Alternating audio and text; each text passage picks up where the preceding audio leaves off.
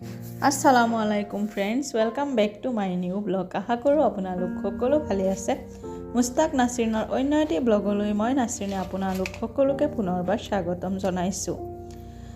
হাড়কপোৱা ঠাণ্ডাৰ মাজত আমাৰ দিনবোৰ কেনে গৈ আছে ভাবিলোঁ আপোনালোকৰ লগতো শ্বেয়াৰ কৰোঁ। এয়া চাওক ৰাতিপুৱা 9টা মান বাজিছে আৰু ভণ্টিহঁতে স্কুল গৈ আছে। কুঁৱলী কিন্তু এতিয়ালৈকে কমা নাই।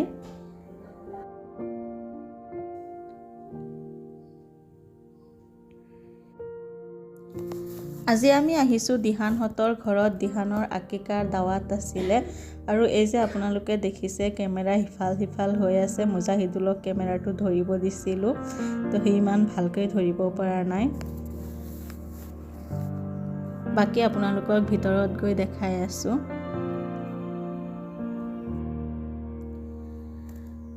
আচলতে গৈ পোৱাৰ সময়ত বহুত আলহী আছিলে, সেইকাৰণে মই ব্লগ বনোৱা নাছিলোঁ। ভাত খোৱাৰ শেষত মই অলপ চলপ কিবা কিবি ক্লিপছ লৈ লৈছিলোঁ আপোনালোকৰ লগত শ্বেয়াৰ কৰিম বুলি, আৰু সেইখিনিকে এডিট কৰি লৈছোঁ।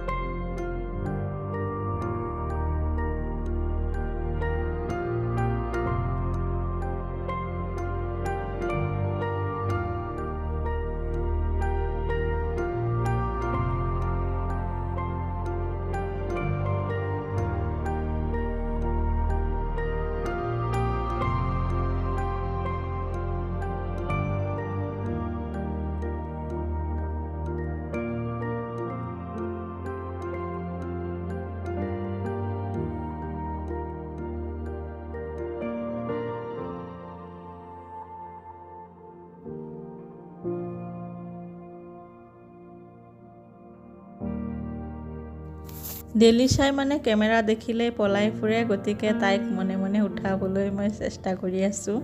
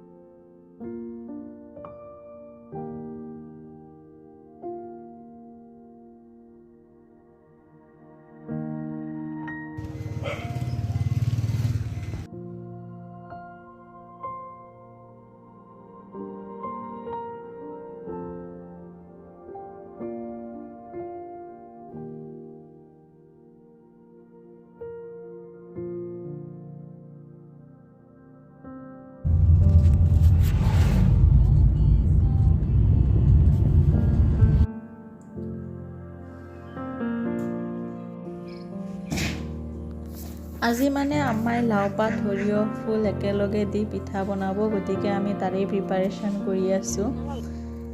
এয়া চাওক সৰিয়হৰ ফুল আৰু লাও পাতখিনি ধুই পানী নিগৰাই ৰাখিছোঁ।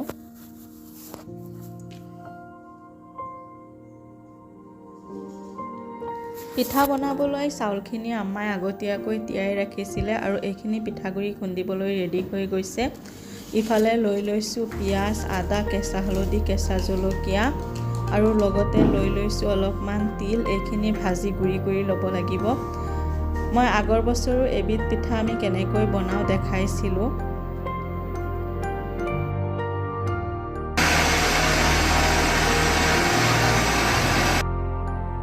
যিসকলে মোৰ চেনেলত নতুনকৈ জইন কৰিছে তেওঁলোকৰ বাবে মই এই পিঠাৰ ৰেচিপিটো আকৌ শ্বেয়াৰ কৰিছোঁ আপোনালোকৰ লগত। যদি ৰেচিপিটো চাই ভাল লাগে তেনেহ'লে লাইক কৰিব, শ্বেয়াৰ কৰিব আৰু মোৰ চেনেলটো ছাবস্ক্ৰাইব কৰিবলৈ নাপাহৰিব।